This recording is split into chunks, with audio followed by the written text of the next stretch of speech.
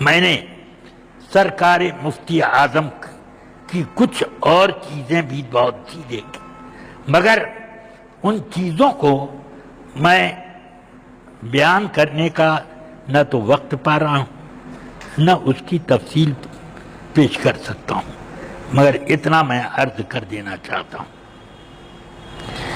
کہ سرکار مفتی اعظم کے اس معاملے پر میں نے بہت غور رکھا کہ کسی سے کوئی چیز مانگتے ہیں کہ نہیں۔ پھر لوگ اپنے مریدوں سے کہہ دیتے ہیں کبھی کبھی، میں تو یہ نہیں کہتا کہ ہمیشہ مانگتے ہیں وہ، مگر بعض منہ لگو مریدوں سے کہہ دیا کرتے ہیں ارے بھائی ذرا 10 کلو آم لا دینا، یا یہ کہ میرا جوتا نہیں ہے، ذرا جوتا ٹوٹ رہا ہے، منہ کھل رہا ہے اس کا، ذرا ایک جوتا لیتے ہیں، ایک جوڑا جوتا میرے لیے لے آنا۔ اس طرح کی باتیں عام طور سے میں پیروں میں دیکھا کرتا ہوں۔ تو میں نے سوچا کہ سرکار مفتی اعظم کو بھی ذرا اس طرح جانچوں کہ کبھی کسی سے کوئی چیز مانگتے ہیں یا نہیں۔ تو انہوں نے کبھی بھی میں نے یہ دیکھا کہ کوئی چیز کسی سے نہ مانگی، حد یہ کہ میں نے یہ دیکھا کہ بیٹھے فتویٰ لکھ رہے تھے یا تعویذ، کہ اس درمیان آپ کو حلق میں ایسے ہاتھ پھیرتے حلق پر، تھوڑی دیر کے بعد بولے نہ جانے آج کیوں بہت خشکی محسوس ہو رہی ہے، بس اتنا بولے۔ مجھے سمجھ میں آ گیا، خادم وہاں موجود تھے، میں نے کہا بابو جی، بابو ہے بابو، کیا؟ سنو، حضرت کو پیاس لگی ہے، ایک گلاس پانی لا کر کے پیش کرو۔ ہاں، جیسا پیتے ہیں حضرت ویسا پانی لا کر کے پیش کرو۔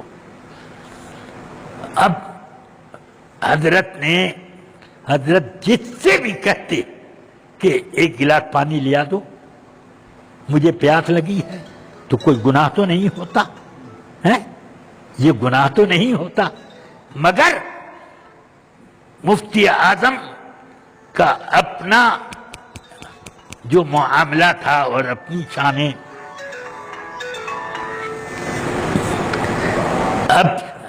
شان توکل جو تھی وہ اس طرح پر تھی۔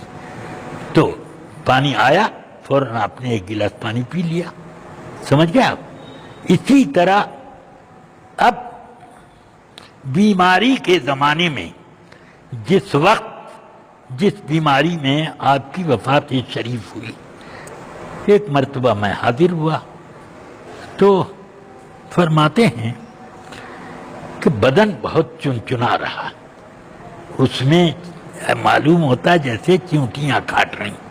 میں سمجھ گیا کہ حضرت کو غسل کی کچھ ضرورت گرمی کی شدت سے محسوس ہو رہی ہے، تو اس لیے میں نے بابو میاں سے کہا بابو میاں کیا ہے، کیا بات ہے؟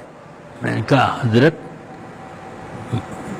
اپنے جسم پر میل کا احساس کر رہے ہیں جس کی وجہ سے چنچنی ہو رہی ہے، حضرت کے غسل کا انتظام کرو اور یہاں سے مجھے اور جتنے بھی لوگ ہیں سب کو الگ کر دیا جائے، پردہ کر دیا جائے، حضرت غسل کر لیں اور اپنا تہبند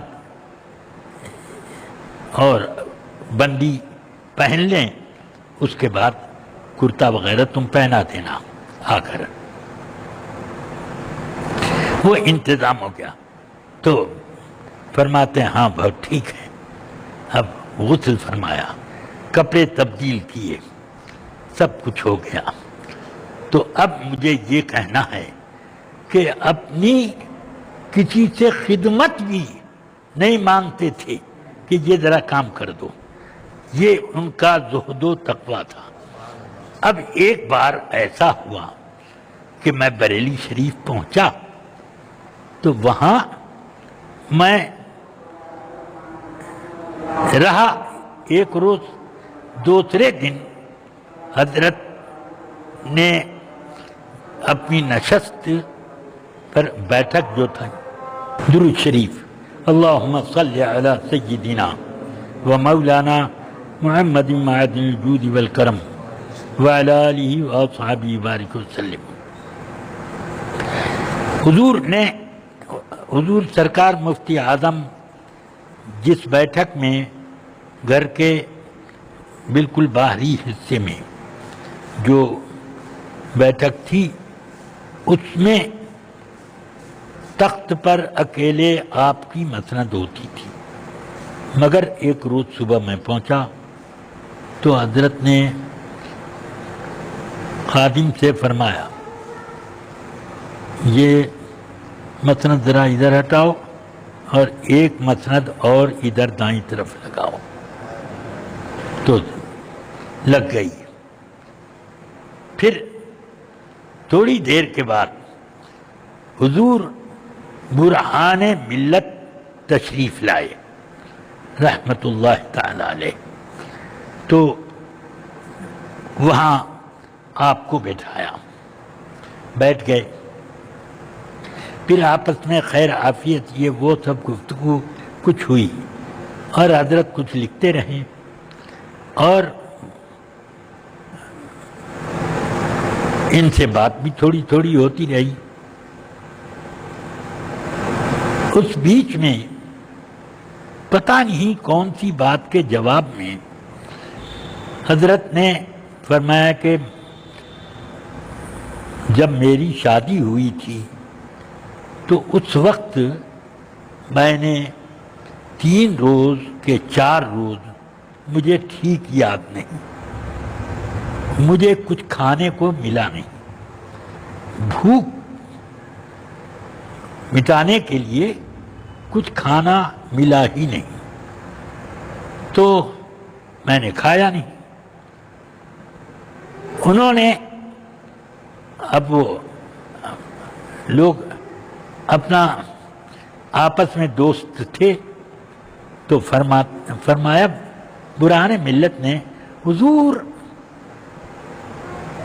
شادی کی خوشی میں بھوک نہیں لگی ہوگی.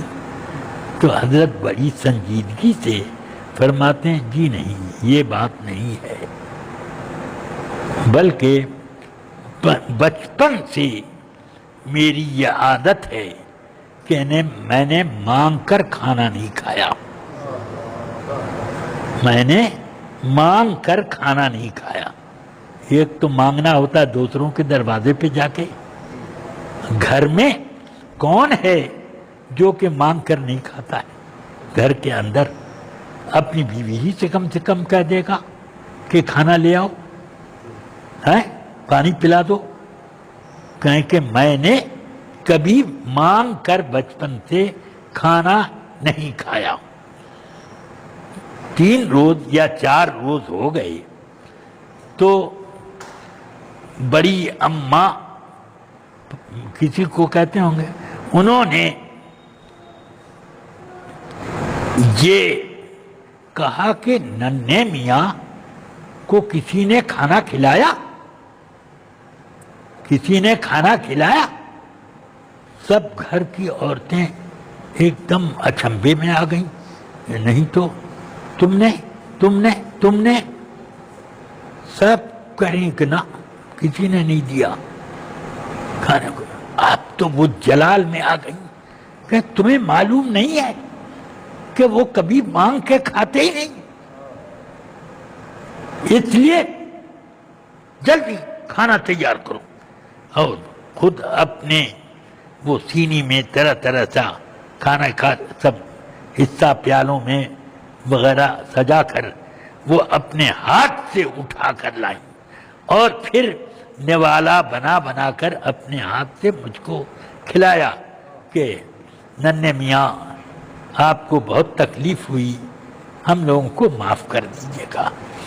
یہ ذرا میں سوچتا ہوں کہ گھر میں آپ کا بڑے بوڑھے لوگوں میں کیا وقار تھا، کیا عزت تھی، کیا مرتبہ تھا آپ کے زہد و تقوی اور ولایت کا گویا کہ سب کو اقرار تھا. اور یہ بات تو اعلی حضرت نے بھی کبھی فرمائی تھی کہ میرا یہ بیٹا ولی ہے ولی. ہاں اب چلیے